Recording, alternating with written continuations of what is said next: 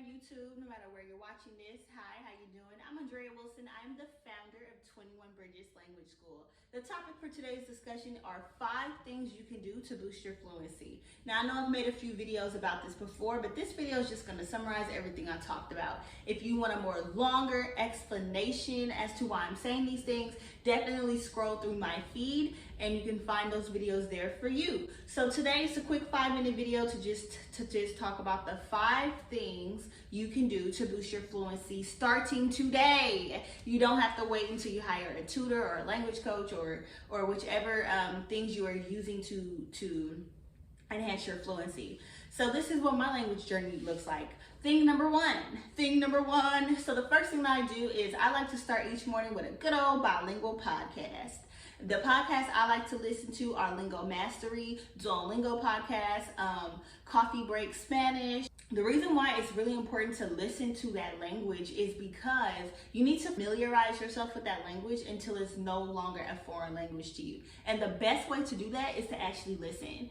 Thing number 2 that I do, I really love to read. So I have an easy reader that I always encourage my students to buy from Amazon. It's about $15 and it's called Spanish Short Stories for Beginners.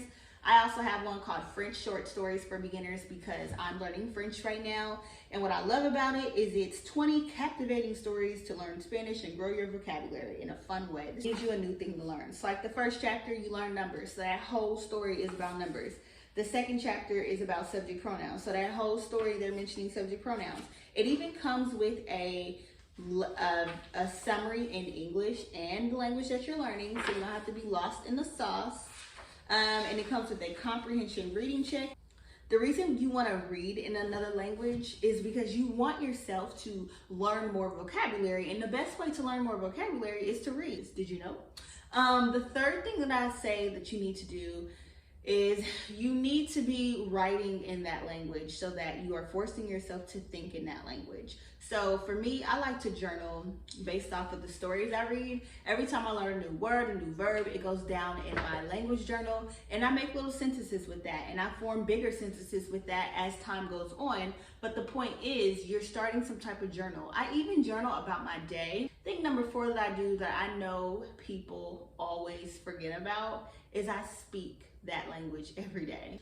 I know people don't realize this when they're learning another language, and I know this because I've spoken to a lot of you in the DM, and the one thing that you all are lacking is you're not speaking. So you're doing steps 1 through 3, but you're really not speaking.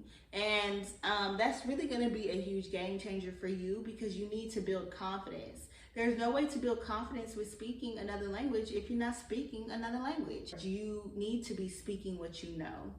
Point number 5 is to repeat steps 1 through 5 and to repeat that enough times so that you're at least getting 6 to 10 hours a week in that other language. 21 Bridges Language School, we are language coaches. We're not teachers because teachers grade test and assign a lot of unnecessary homework.